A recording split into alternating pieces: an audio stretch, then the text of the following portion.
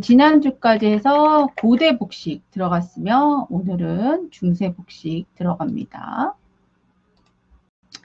자, 중세는요, 비잔틴하고 로마네스크, 고딕 이렇게 나눠져요.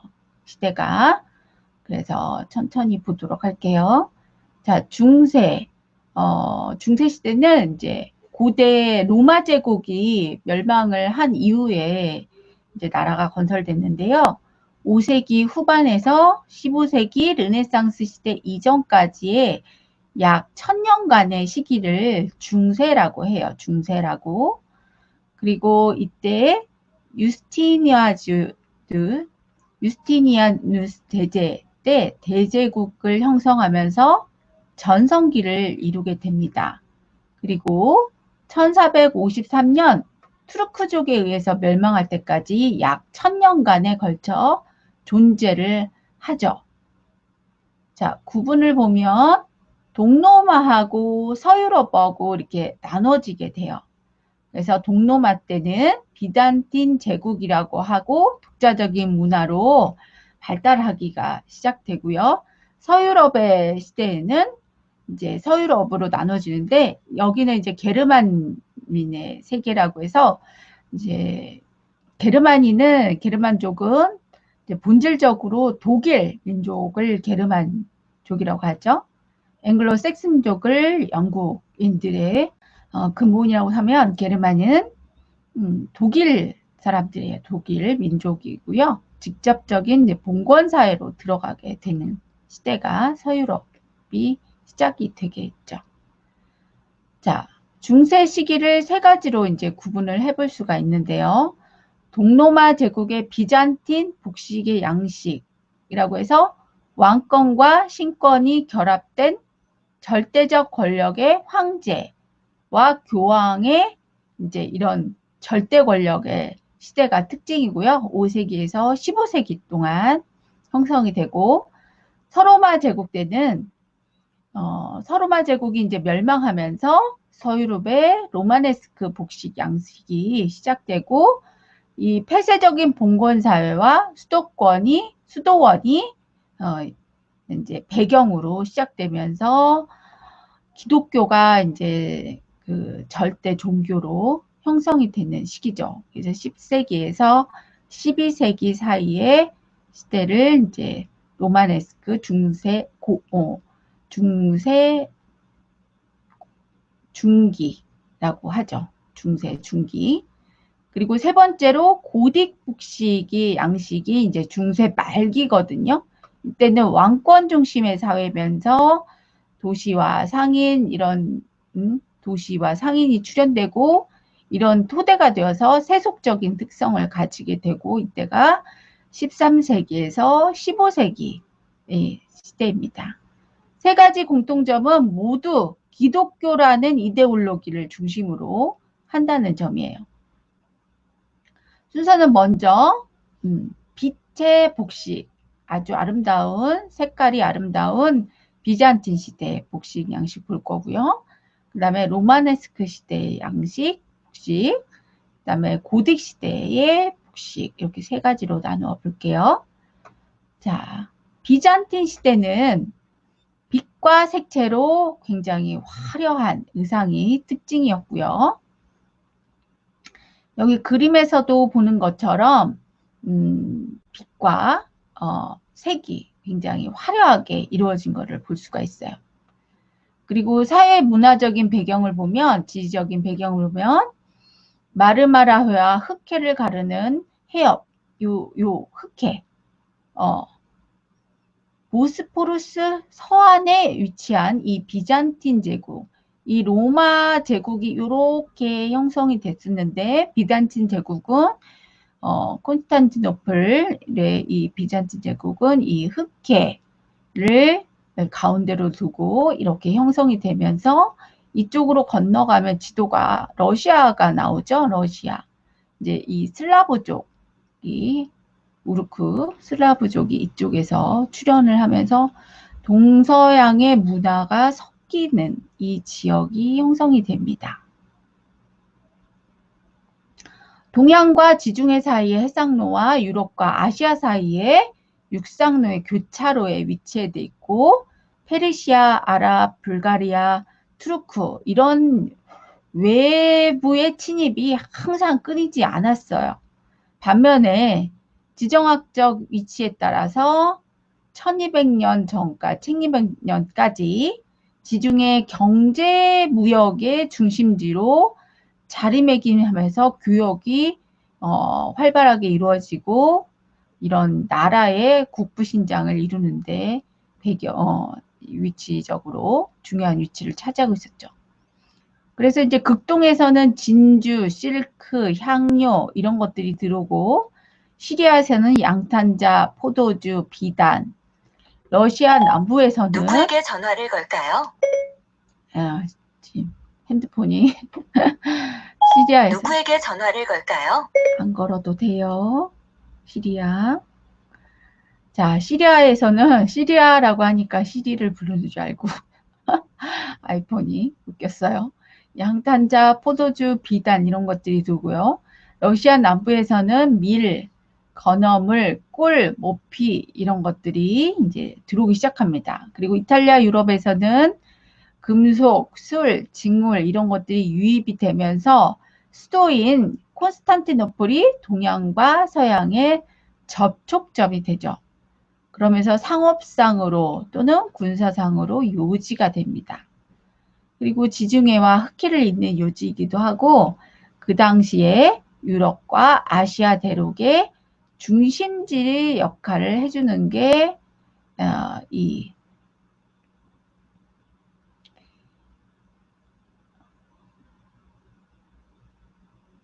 비잔틴 시대 콘스탄티노플이 위치한 지역이죠. 자, 그래서 유럽과 아시아의 교차로를 하고 있고요. 여기가 이스턴 로마 이제 엠파이어, 동로마 제국, 이쪽이 이제 서로마 제국해서 이쪽으로 나눠지죠. 요 부분과 요 부분이 나눠져서 발달을 하게 되는데 이게 비잔틴 제국이라는 거죠. 이쪽이.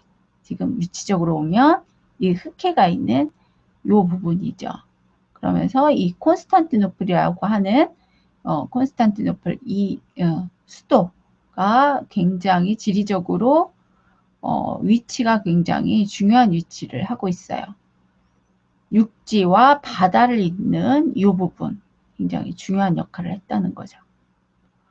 자, 역사적인 배경에서 찬란한 지중해 문화권을 형성하던 이 로마 제국이 395년 동과 서로 분리가 돼요.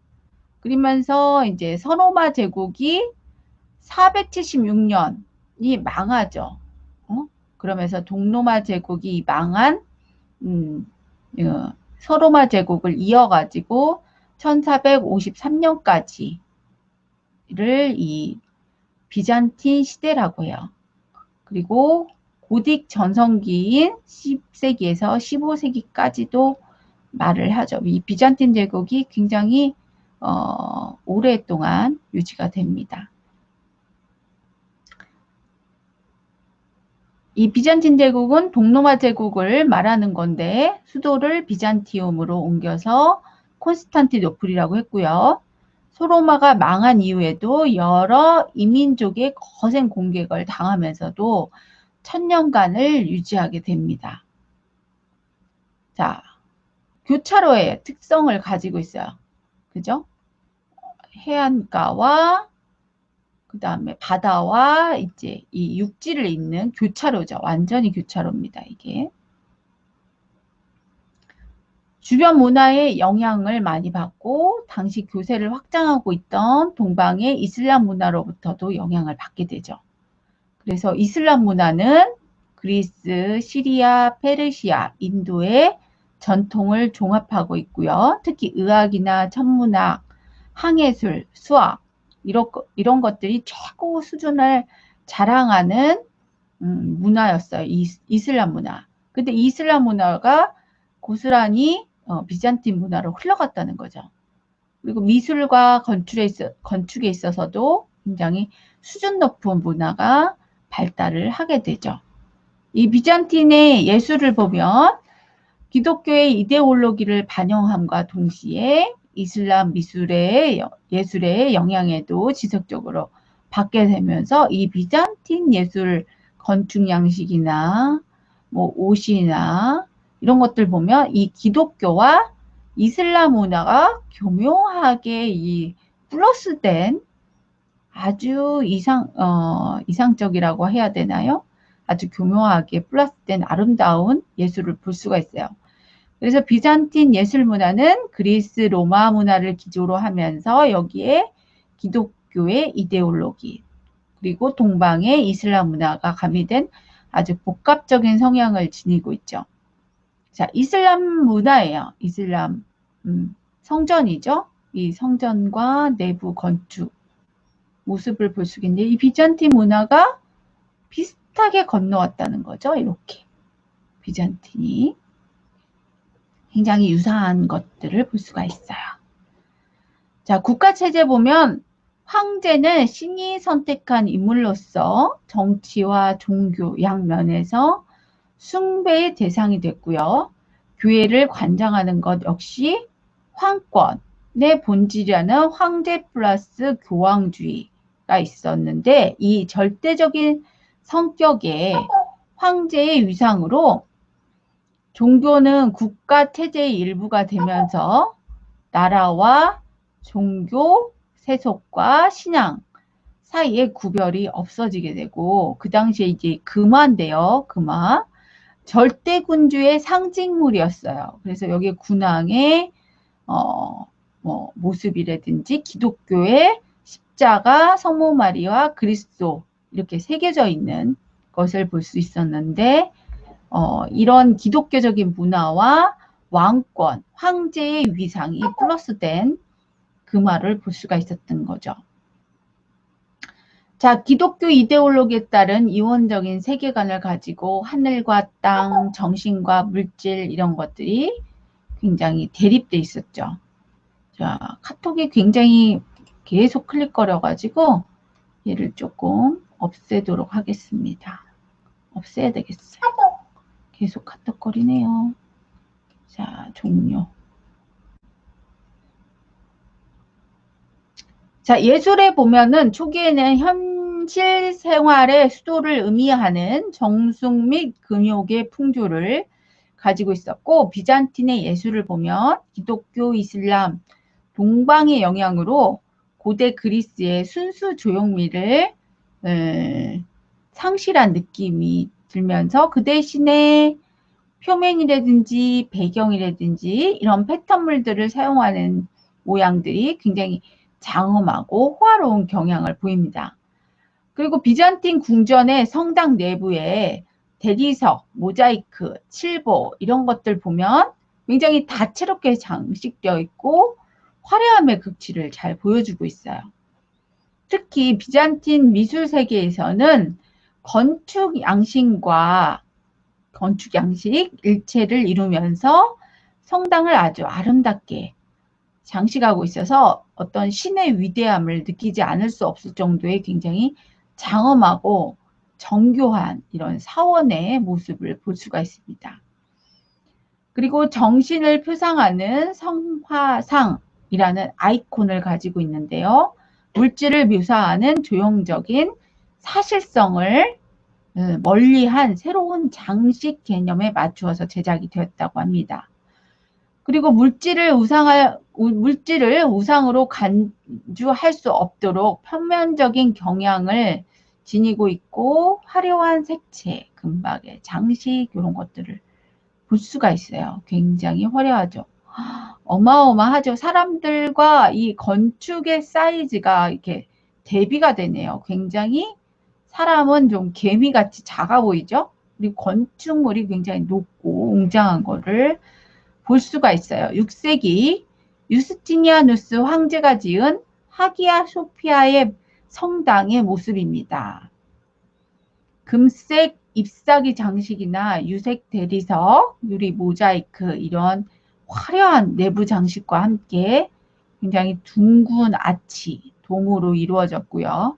비잔틴 문화의 복합적인 성향을 잘 반영해주고 있죠. 보면은 굉장히 풍부하고 심오한 색채. 이게 뭐예요? 글라스. 그죠?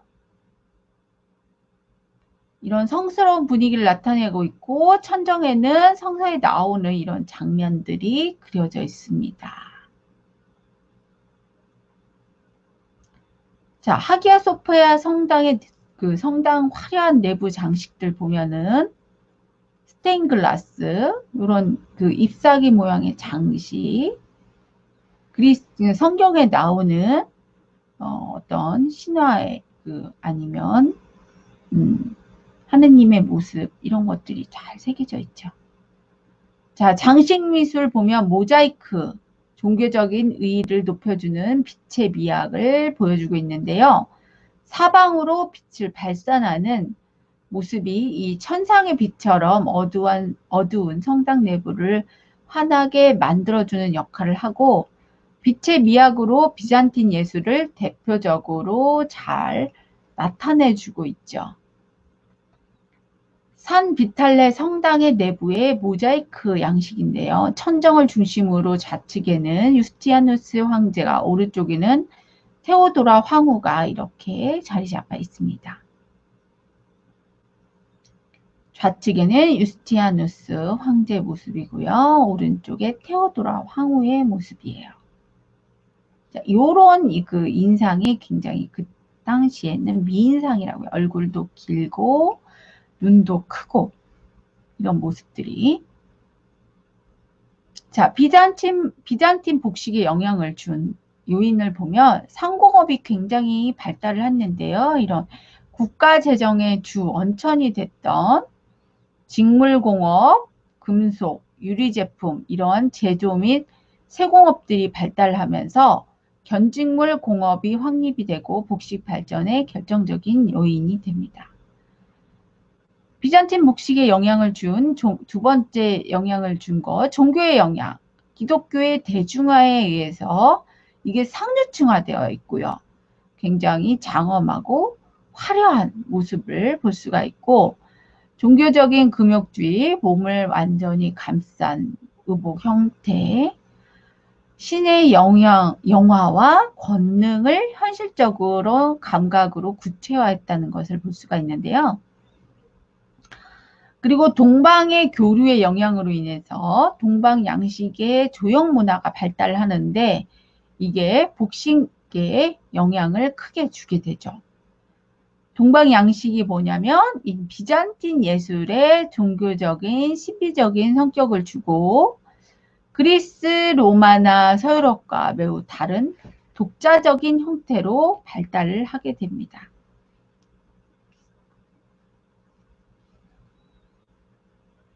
자, 예술의 영향 보면 종교적인 내적 감정의 표현이 보여서 색채가 굉장히 화려하게 됐고요.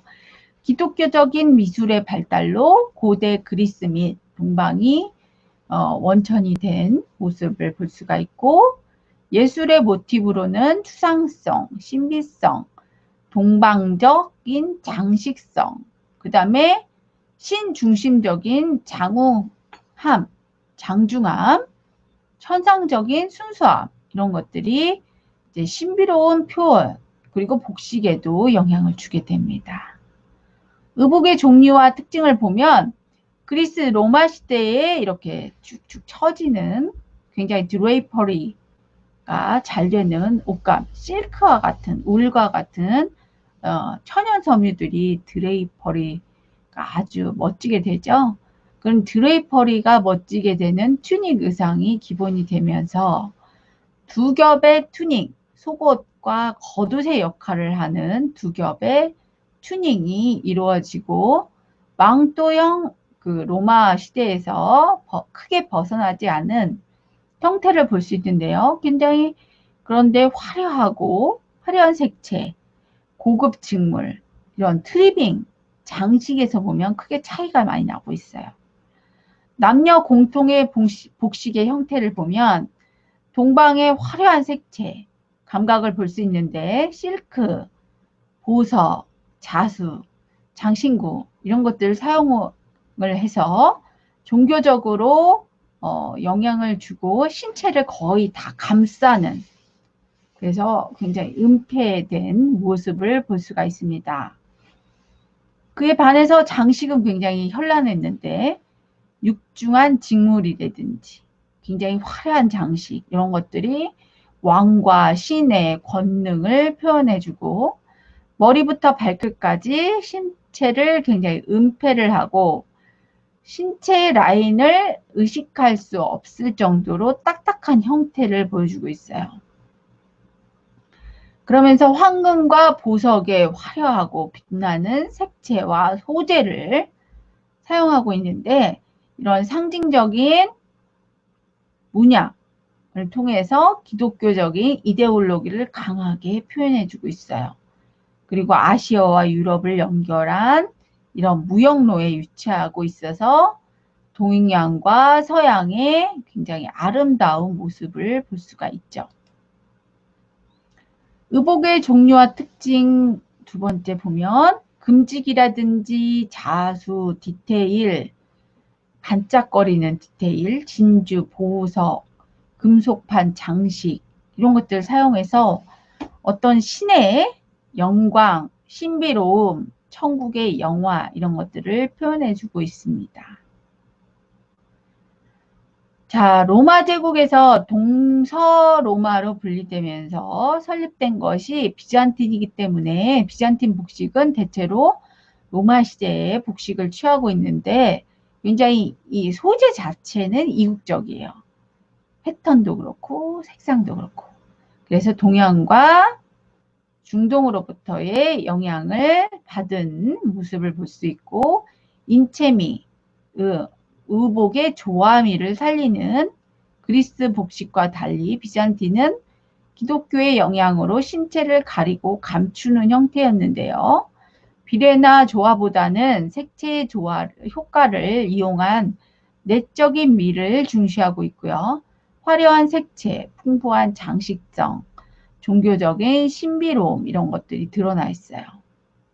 그리고 비잔틴은 장식을 매우 중요시 여겼고, 장신구는 상류 계층의 상징물로서 존재를 하는데, 직물, 금, 유리, 이런 세공이 발달해서 동양으로부터 보석과 장신구가 수입이 되면서 비잔틴의 장신구는 매우 화려하고 사치스럽게 되죠. 장신구에 주로 사용된 보석들을 보면 진주, 다이아몬드, 유리, 에메랄드, 사파이어, 이런 루비, 값비싼 보석을 많이 사용하면서, 그래서 이제 상류층밖에 사용을 할 수가 없는 거죠. 그리고 색이 굉장히 다채롭고 규모도 매우 커졌죠. 종교적인 색채는 양식화되면서 성서에 나오는 장면을 전면적인 문양으로 나타내주고, 사용한 문양을 보면 원은 영원한 안녕을, 양은 그리스도를, 비둘기는 성경을, 십자가는 그리스도의 신앙을 상징하는 이런 그리스도에 모두 관련된 것들이 많았어요.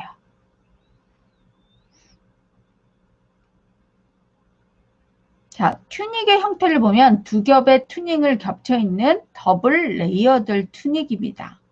안에 있는 몸에 맞는 긴 소매의 형태와 셔츠, 쉬미즈로 변화가 되는 게 언더 튜닉이에요.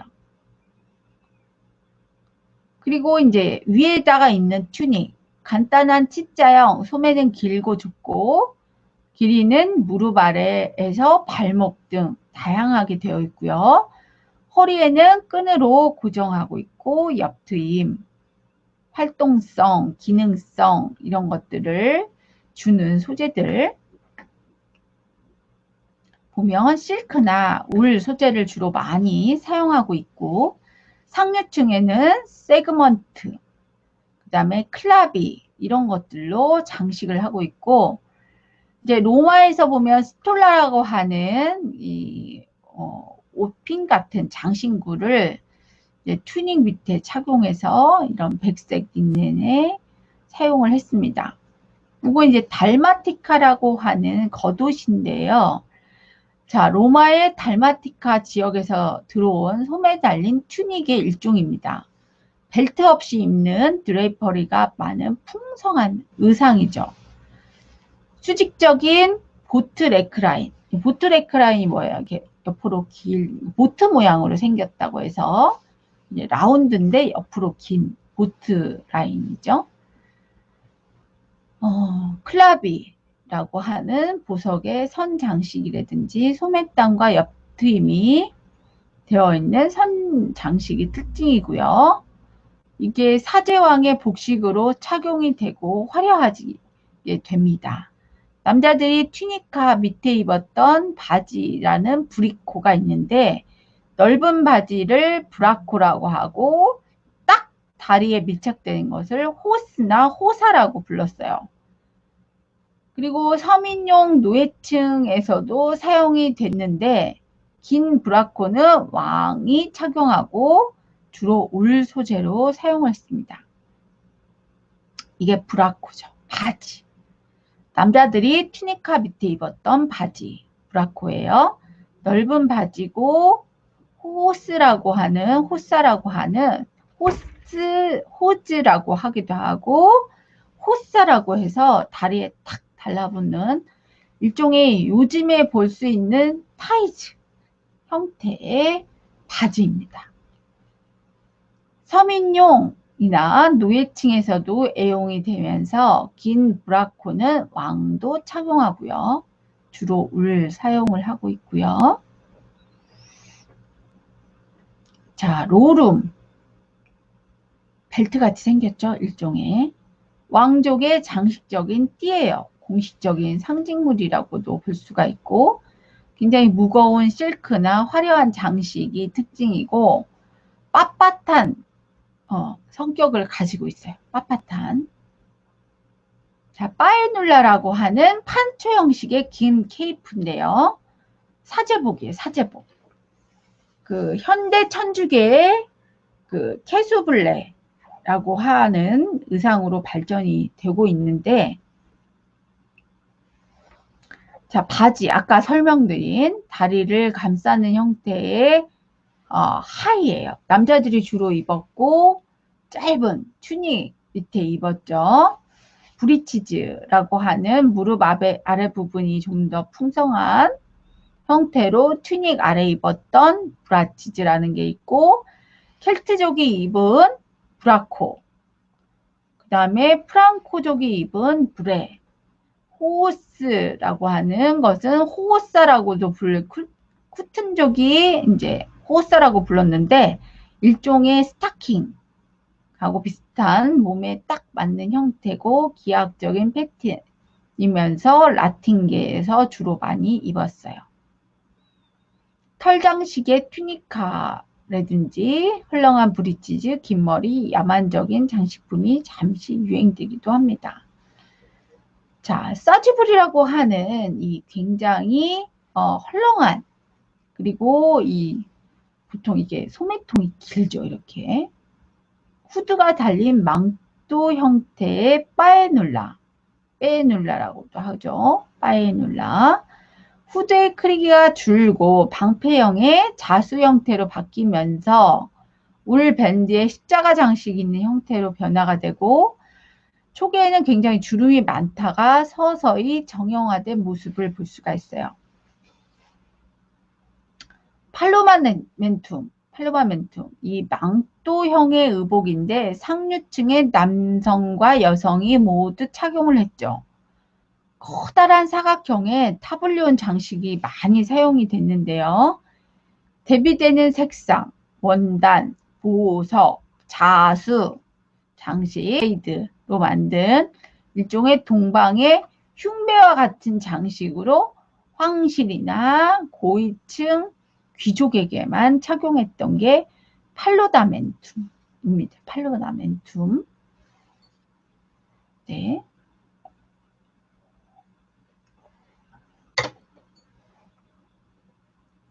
자, 팔리움이라고 하는 게 있고요. 짧게 말라서 팔라라고 하는 게 있어요. 로마 시대의 팔리움, 여성의 팔라, 유사한데요. 뻣뻣한 소재에 안감을 넣어서 만든 의상이에요. 이게 약간 숄? 망토? 이런 느낌. 망토라기보다 숄이라고 봐야 되겠네요. 그 반원형의 넥라인에 가운데 부분에 브로치로 고정하는 방식으로 이렇게 변형이 되기 시작합니다. 장식의 이제 헤어 장식을 볼게요. 헤어스타일과 머리 장식. 남자는 로마식의 앞머리가 짧은 단발머리, 그리고 앞이마에 머리를 늘어뜨린 그런 형태를 볼 수가 있고요. 이런 그 페타소스나 쿠쿨, 로스, 피리지언 캡이라고 하는 모자를 썼어요. 페타소스, 챙이 낮고 챙이 넓은 이 페타소스, 챙이 없는 모자의 종류 가운데 요즘 모자하고 비슷하게 생겼네요. 그 다음에 피리지언 캡, 좀 모양이 요상하긴 한데 중세로 가면 이 십자가라든지 이런 고딕으로 이제 넘어가게 되잖아요. 그러면서 이렇게 뾰족한 거, 신에게 가까워지려고 하는 모티브, 삼각형의 모티브 이런 것들을 굉장히 좋아합니다. 그래서 보면 이 모자도 약간 고깔스럽죠. 고깔스럽죠. 자, 여자의 장식, 여자의 머리 스타일 보면 닦거나 묶거나 올린 형태의 머리예요. 이런 머리 장식으로 은폐를 내서 터번을 쓰거나 관을 쓰거나 베일을 씁니다. 황실은 스테파노스 타이어형의 밴드나 왕관 등을 많이 착용하고 있고, 자, 스테파노스는 동양적 모드의 영향을 받은 진주 면류가 있는 보석 왕관이에요. 스테마라고도 합니다. 이런 왕관이죠. 자, 신발 보면 샌들, 슈즈, 부츠 이런 것들 착용하는 걸 볼 수가 있고요. 다양한 색상, 부드러운 원단, 굽이 없고 앞이 뾰족한 이런 형태. 이런 게 다 신발이나 모자나 신에게 가까이 가려고 하는 고딕의 양식으로 가려고 하는, 고딕이 좀 되게 뾰족뾰족하거든요. 이 비잔틴 시대도 결국은 이제 고딕으로 넘어가기 때문에 이렇게 뾰족한 부분들이 보이는 거죠. 황비의 경우에는 빨간 색상을 많이 선호를 했고요. 장신구 보면은 옷의 일부로 중요시해서 황금이 매우 중요했고, 금속 공예가 발달하면서 진귀한 보석으로 된 관, 정교한 디자인의 반지, 목걸이, 팔찌, 브로치, 귀걸이, 머리 장식품, 핌 이런 것들을 볼 수가 있어요. 그리고 모자이크 기법으로, 세법으로 세공 기법이 사용이 되었고, 자, 렐리퀄이라고 하는 비잔틴의 십자가, 성물로 굉장히 많이 의미가 있는 보석 장식의 비잔틴의 십자가라고 하는데요. 슈퍼휴메랄, 어깨를 덮는 넓은 칼날 모양의 보석 장식 목걸이, 페르시아 영향으로 인해서 이집트의 어떤 파시온과 유사한 형태를 볼 수가 있습니다. 미용을 보면 이상적인 얼굴 형태를 가지고 있는데요. 긴 타원형 얼굴을 굉장히 아름답다라고 생각을 했다고 합니다. 굉장히 커다란 눈, 둥근 눈썹 이런 것들이 굉장히 미인의 상징이었고 미에 대한 관심이 굉장히 높았어요.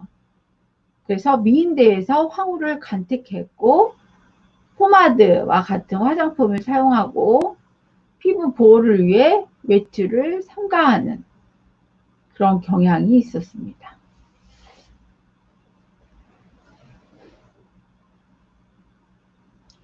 그 비잔틴 시대의 복식이 그 영화에 응용된 사례를 보면 로빈 훗이나 킹덤 오브 헤븐 킹 헤븐, 킹 아더, 카멜렛의 전설,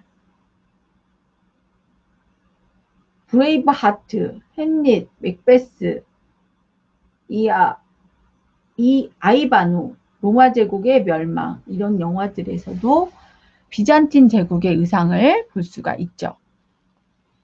자, 현대 복식에서 비잔틴 복식의 화려한 장식을 이용해서 응용하고 있는데요. 이런 금으로 된 장식 스타일들이 모두 비잔틴스럽다는 거죠.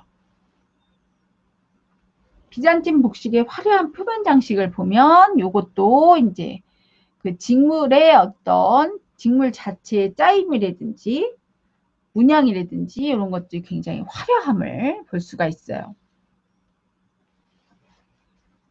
비잔틴 복식의 보석 장식이나 렐리쿼리, 스테파노를 응용한 디자인 장식을 볼 수가 있습니다.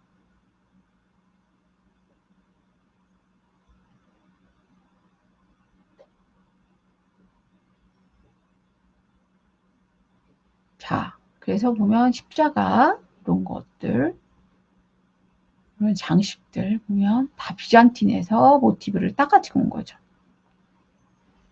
너무나 화려하고 아름답죠. 자, 참고 문헌은 여기에서 발췌해서 여러분들 공부하셨고요. 자, 벌써 시간이 1시간이 다 돼가고 있어요. 네. 자, 로마네스크 양식을 좀 보도록 할게요. 로마네스크 양식. 로마네스크 양식 중세 중기의 복식입니다. 네네. 자,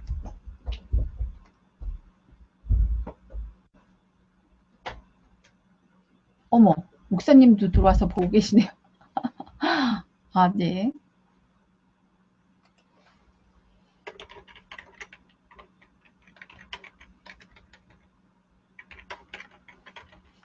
네, 오픈해서 수업을 하고 있으니까요. 다른 분들도 와서 보고 계시네요. 자, 중세 중기의 복식은 순서를 먼저 보면 사회문화적인 배경과 의복의 종류와 특징 이렇게 나누어서 볼 수가 있고요. 네, 사회문화적인 배경부터 해서 시작하도록 할게요. 자, 로마네스크는요. 중세 중기에 해당하는 시대예요. 그래서 약 1050년에서 1300년도의 시기고요. 서유럽 중세는 게르만의 대이동과 서로마 제국의 와해로부터 시작이 됐고 동유럽에서 비잔틴 문화가 융성하는 동안 서유럽에서 강력했던 프랑크 왕국의 분열이 되면서 오늘날의 프랑스, 독일, 이탈리아로 분리가 됩니다. 이 소왕국이 형성되면서 새로운 문화의 기틀이 성립이 되고요. 9세기까지는 소위 그 문화의 암흑기로 간주가 됩니다. 기독교 문화의 어떤 금욕주의 성향으로 인해서 굉장히 문화 자체를 이제 누르고 예술이라든지 복식이라든지 이런 것들을 좀 이렇게 자제를 많이 시켰죠. 그래서 문화의 암흑기가 이때가 형성이 되겠습니다. 자, 오랜 기간의 혼란기였는데요. 이때가 이제 암흑기 5세기에서 9세기를 거쳐서 11세기에 이르러서 비로소 통일과 안정을 찾게 되면서 근세 유럽의 기초를 형성하게 되고요. 10세기 이후에는 안정된 유럽 문명의 본격적인 시작이 되고요. 로마의 교황청을 중심으로 서유럽의 기독교는 동방의 비잔틴과 분리되면서 독립적인 시스템을 형성되어서 이쪽으로 가고 동로마 제국에서 비잔틴으로 넘어가게 되고 비잔틴 왕국에서는 마찬가지로 서유럽에서도 기독교는 중세사회, 문화사회에 걸쳐서 절대적인 이데올로기로서 작용을 하게 됩니다. 자, 사회 문화적인 배경을 보면 다시 최후의 심판에 대한 불안감에서 벗어나게 되면서 1000년 동안 사람들의 사고는 엄청나게 변화를 갖게 되는데 기독교가 여전히 삶의 중심은 되었지만 서서히 세속적인 어떤 인간 중심의 사고방식으로 전환하는 과정을 겪게 돼요. 그러면서 16세기에 르네상스라는 문예 부흥 운동이 일어나는 재활, 부활이라는 인간 중심의 문화가 꽃피우게 되죠. 이 중세가 망하면서 이 로마 멸망 후에 수세기에 걸쳐서 혼란의 연속이 되고 화해의 통용, 물품의 이동 이런 보장이 어려워져서 상업은 이루어질 수가 없었다고 해요.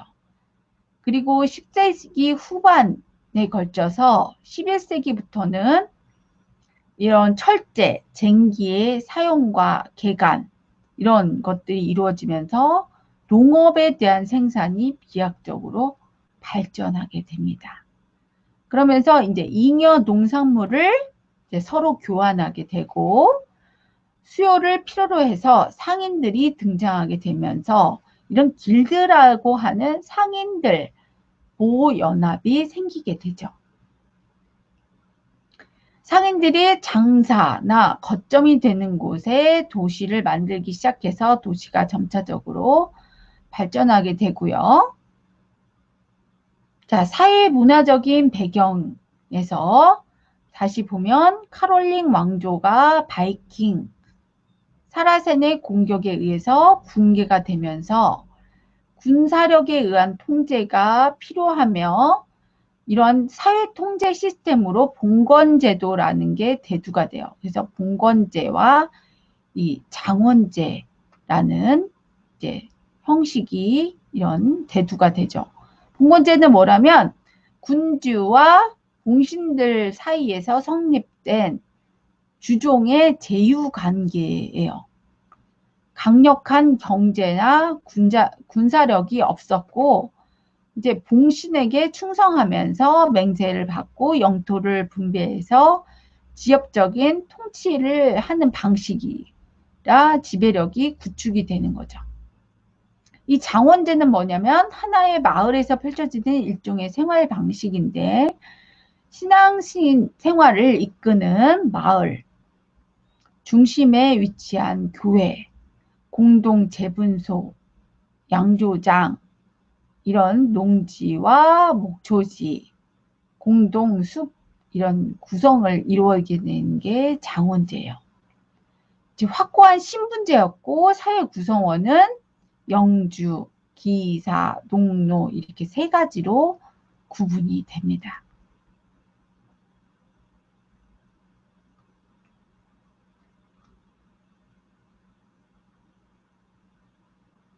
이렇게 아이고 넘어가네요 자꾸. 자, 장원제의 신분체계 보면 자, 영주가 가장 높죠. 그 다음에 기사, 농노. 그래서 농노는 노역과 충성을 제공해야 되고 기사는 군사적인 통치력을 가지고 되고요. 영주는 영토 내에서 최고의 권력자 역할을 하는 통치자 역할을 하는 거죠.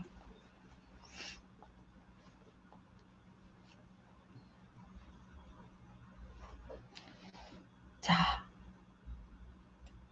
문화의 융합 현상은 기독교의 서유럽, 중세의 서유럽, 이슬람과 비잔티눔의 영향을 받으면서 그리스, 로마, 기독교 여기에 게르만 민족의 전통이 독특하게 융합된 문화를 발전시키면서 어떤 서유럽의 중세 문화를 형성하게 됩니다. 남부의 그리스, 로마 문화와 북부의 게르만 문화 이렇게 그래서 남부는 세련되고 균형 잡힌 지적인 문화고 북부는 원시적이고 거칠고 역동적인 문화가 되죠. 게르만 민족이 원래 그래요, 좀. 이 십자군 전쟁이 벌어지게 되면서 굉장히 이제 문화가 이제 침체가 되고 모든 것들이 동방의 이슬람 세력이 확장이 되고 기사도 정신이 부활되면서 11세기 말에서 13세기까지 계속이 돼요. 그래서 중세 전기에 사회 문화에 큰 영향을 미치고 전쟁으로 인해서 여러 가지가 이제 변하게 되죠. 자, 로마네스크 양식 보면 10세기에서 12세기에 중세에서 유럽에서 유행한 건축 양식이 이제 조각 양식, 이런 미술 양식을 통틀는데 이 로마네스크라는 용어는 19세기 초 고고학자인 샤를드 제르빌이라고 하는 중세 유럽의 건축 양식을 설명하기 위해서 만들어낸 말이에요. 둥근 아치가 주 모티브인 로마 건축 양식에서 파생이 되고요. 십자군이나 성지순례를 통한 교류 과정에서 비잔틴, 이슬람, 켈트, 게르만 이런 여러 지방의 양식에서 영향을 받아서 형성이 되면서 수도회를 통해서 다시 여러 개로 전파가 되죠.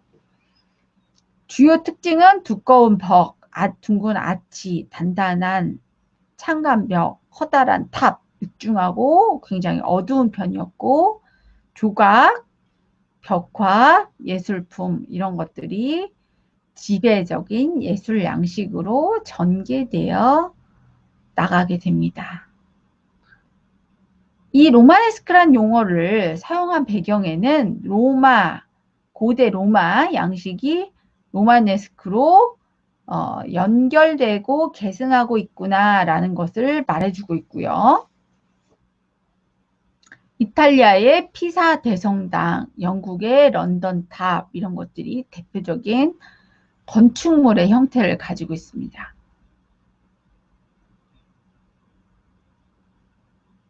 자, 사회 문화적인 배경 보면 로마네스크 양식의 대표적인 건축물인데요. 피사 대성당이에요. 이게 도움이라고 하는 양식과 이 그리스 로마 시대의 주두 양식이 혼합되어 있죠. 혼합되어 있어. 그래서 이렇게 보시면 의복의 종류와 특징 보시면 비잔틴으로부터 다양한 직물과 기술이 전래되어서 복식도 굉장히 복잡하고 색채도 풍부해지는 그런 경향을 볼 수가 있고요.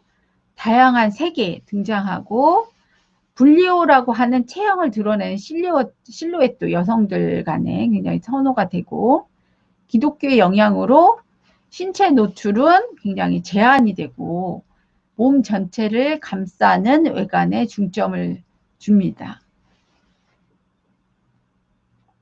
자본주의로 인한 잉여가치의 개념에서 형성된 세속적인 패션이 탄생이 되고 인체의 자연스러운 라인을 따르는 새로운 인체미 이런 것들이 인식이 도래되면서 제작 기술의 발달로 몸의 실루엣을 그대로 드러내는 방향으로 입체적인 패턴이 진행이 되죠.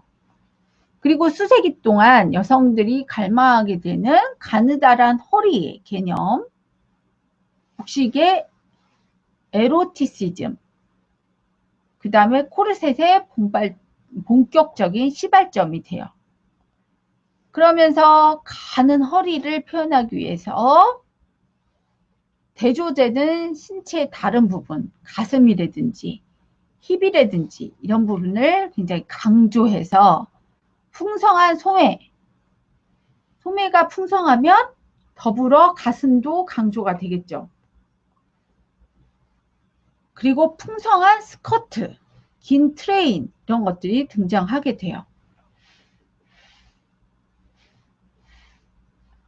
십자군 전쟁과 같은 군복과 관련된 복식을 통해서 몸에 맞추는 입체재단과 단추의 도입이 시작되고 많은 영주들이 이것을 구분하기 위해서 가족 문양을 발달하기 시작합니다.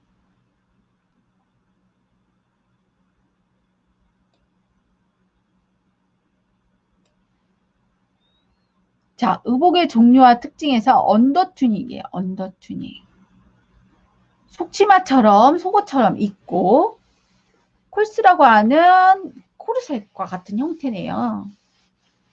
자, 셔츠는 남성 셔츠의 기원이 되고 피부에 바로 닿는 언더투닉의 형태가 됩니다.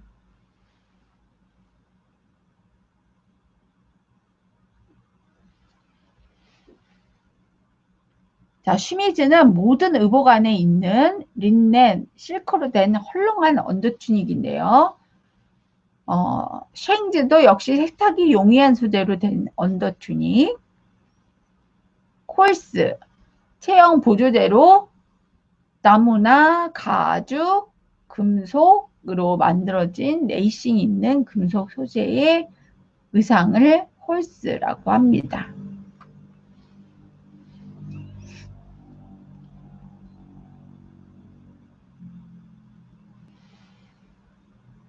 자, 튜닉. 서민들이 많이 입었던 튜닉이에요. 자, 언더 튜닉 위에 착용을 했고요. 남자들은 무릎 길이 정도의 길이의 벨트를 매고 여자들은 발목 길이의 정도의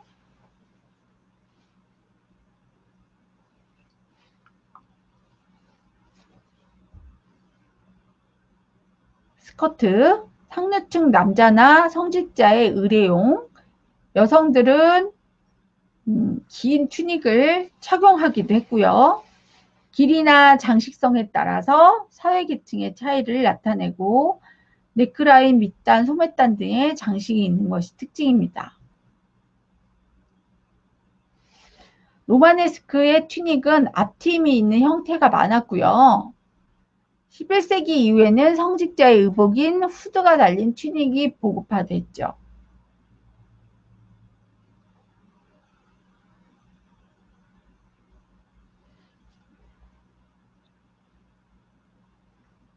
자, 의복의 그 종류 중에서 이제 달마티카.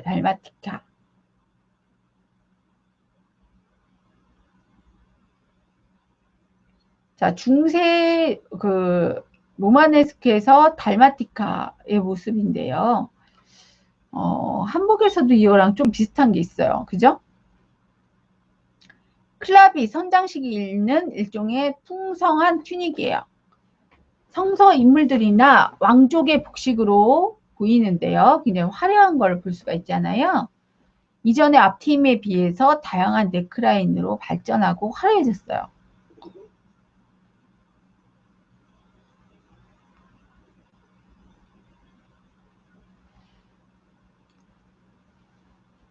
블리오입니다. 블리오. 달마티카와 튜닉이 변형된 의복으로 12세기에는 중세층 이상의 귀족 남녀가 겉에 착용할 정도로 분리되었고 겨드랑이 부분의 아래에는 꼭 맞고 소매는 바다에 끌릴 정도로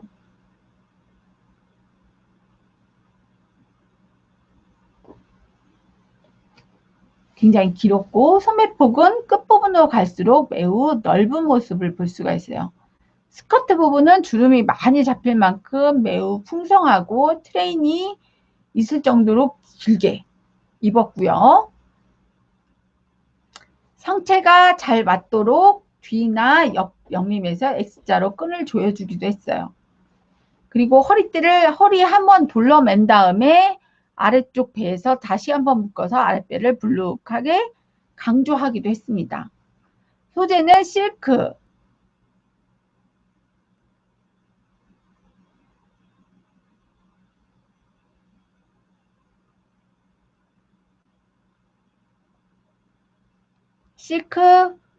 크래프트, 벨벳, 세틴과 같은 고급 직물을 많이 사용했네요.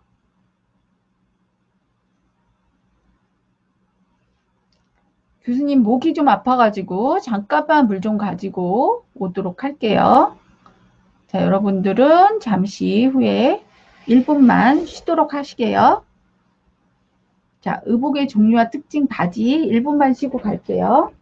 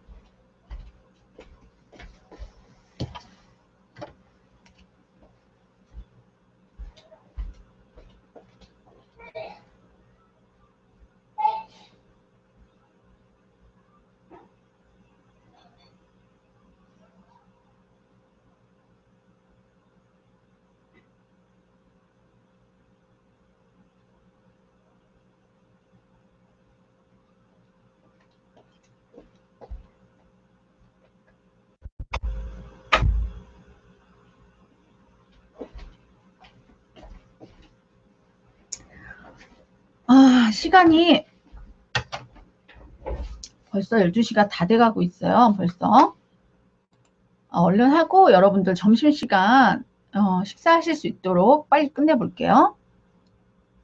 자, 바지는 브리치즈라고 하는 바지를 입었어요. 게르만의 짧은 바지에서 유래되었고 굉장히 차츰 길어져서 발목 길이의 헐렁한 바지 형태를 갖게 되고요. 호스라고 됐죠. 로마네스크 시대에는 호스. 자, 다리에 꼭 맞는 스타킹 같은 형태로 울과 가죽의 띠로 각반을 감았고요. 줄무늬나 노랑, 불꽃 같은 밝은 색을 주로 많이 사용했습니다. 우리가 이제 비잔틴 때도 호즈라고 하는 바지, 호사라고 하는 바지, 이런 바지들을 입었는데 로마네스크도 역시 비잔틴의 영향, 그 당시에 이제 비슷한 옷들을 많이 입었죠. 자, 언더드로즈라고 해서 속옷처럼 입은 패티 같은 건데요. 자, 벨트로 허리를 조여서 이제 굉장히 헐렁한 린넨으로 된 브리치즈라고 하는데 이게 9세기부터 착용을 했다고 하네요.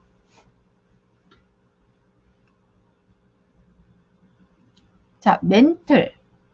잠시만요. 자, 멘틀과 크로크인데요. 다양한 크기의 직사각형, 반원형, 타원형의 망토를 이제 어깨에 고정을 시킨 형태죠. 몸에 한 번 두른 후 오른쪽 어깨나 가슴에서 브루치나 피블라로 고정시키거나 코드를 메어서 착용을 했고요. 앞이 트인 형과 막힌 형이 있었어요. 여러분들 영화에서 가끔 보셨을 거예요. 브레이브 하트나 뭐 이런 영화들에서. 여러분들이 태어났을 때 나왔나? 브레이브 하트가? 자, 군인 복식 보시면요. 9세기 중반까지는 로마 스타일의 영향을 받은 비잔틴의 어떤 군인 복식을 모방을 많이 했고 10세기 이후에는 새로운 스타일이 등장했어요.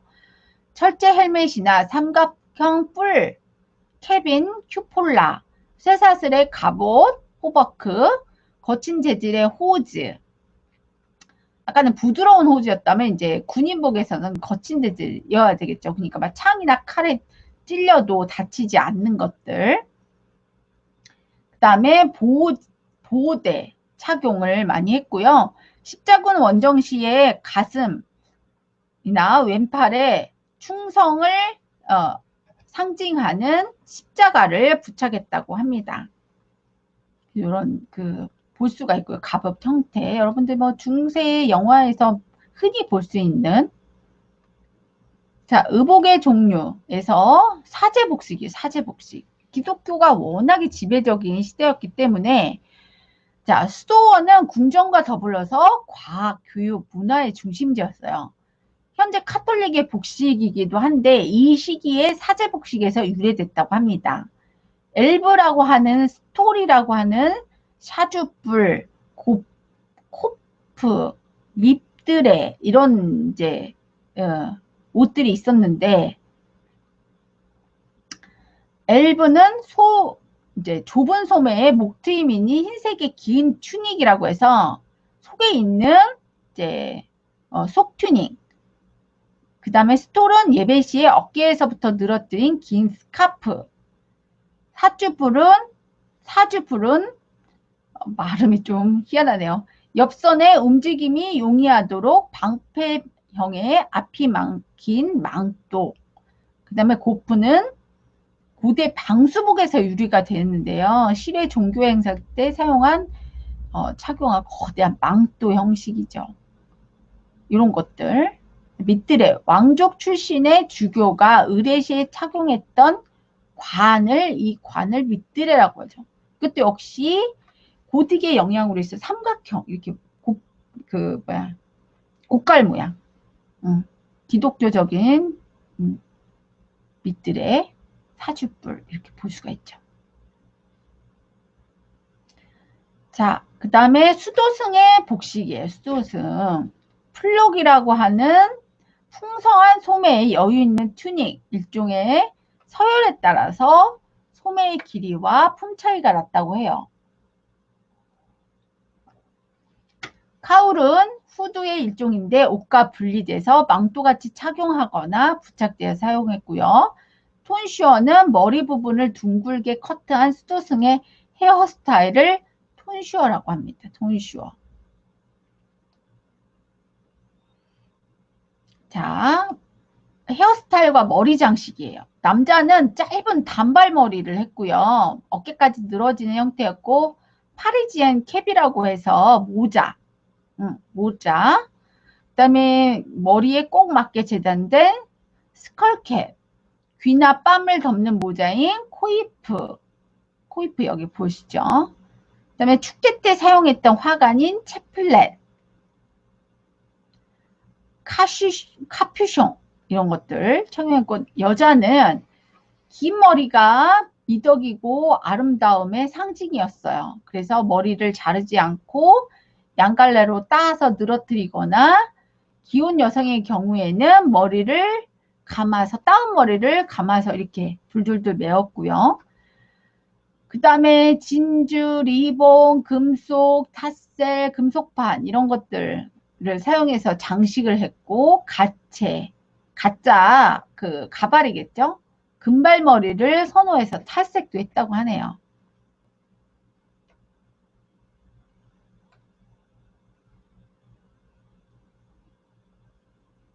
자, 헤어스타일 보시면 여자들 보세요. 바르베트 필렛이라고 하는, 자, 뺨을 덮는 린넨 친 밴드예요. 베일이나 화관 등과 같이 착용한 나이 든 여성이 아름듣지 못한 턱선, 이게 턱이 이렇게 처지잖아요, 나이가 들면. 그러니까 여기 이중턱을 탁 감싸기도 하고 올리기도 하는 형태였겠죠.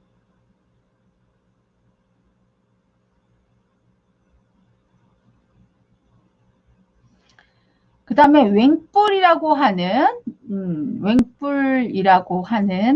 베일인데, 흰 세마, 실크 등으로 목과 가슴, 입까지 벗는 베일형이고요. 채플렛은 뭐냐면 생화나 혹은 금, 구리, 꽃 같은 작은 화관을 채플렛이라고 해요. 필렛은 왕관형의 린넨 밴드로 베일이나 바르베트 위에 착용하는 필렛, 이런 것들이 있었어요. 이게 필렛이고 바르베트를 같이 이렇게 한 거죠. 자, 신발 역시 보세요. 중세는 이렇게 뾰족한 고딕 양식이 고딕으로 가면 더 뾰족해지는데, 이게 이제 신과 가까워지려고 하늘로 올라가려고 하는 이게 뾰족한 모양이라고 해요.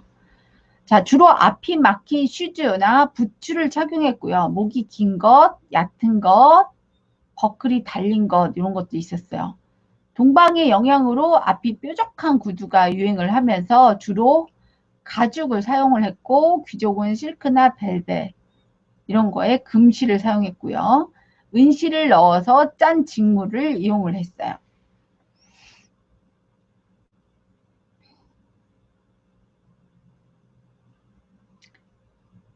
장신구는 보면 게르만 민족은 금, 보석, 정교한 세공법 이런 것들에 비잔틴의 영향을 받은 거거든요. 그래서 고급 테크닉이 등장을 했고 귀걸이, 반지, 버클 달린 벨트, 브로치, 피블라, 헤어핀 이런 것들 착용하고 장갑은 신뢰와 권위의 상징으로 에티켓으로 착용을 했고요.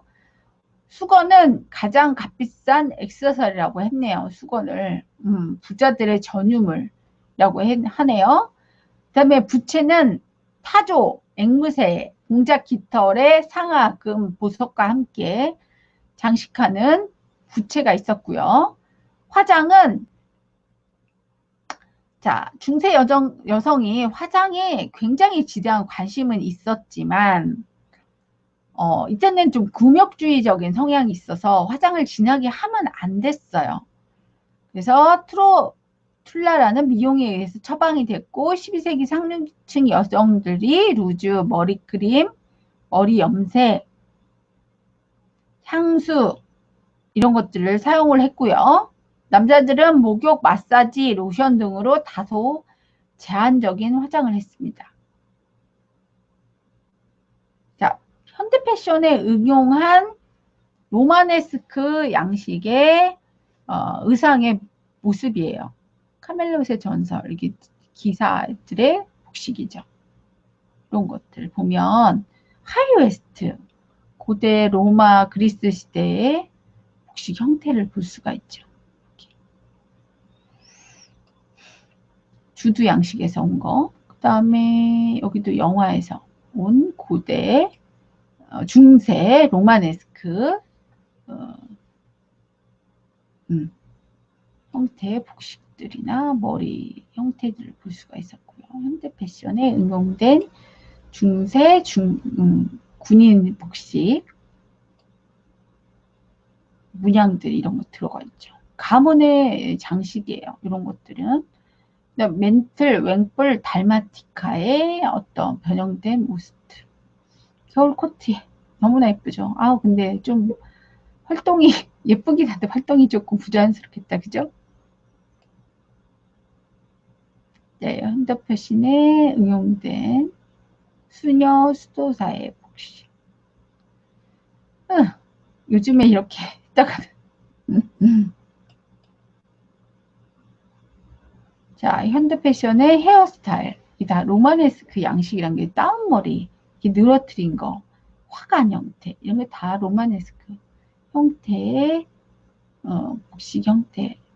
튜닉에 아주 흘러내린 느낌의 튜닉 모양과 흘러내린 머리 스타일. 로마네스크 시대라는 거죠. 네. 여러분들 이제 중세에서 여러분들 비잔틴과 로마네스크 복식을 다뤘고요. 고딕을 좀 해야 되는데 고딕을 하기에는 지금 시간이 너무 고딕은 다음 주에 하도록 하겠습니다. 그래서 수업을 여기서 마치도록 할 거고요. 여러분 수고 많으셨고요. 네, 다음 주에도 또 만나기로 해요, 여러분들.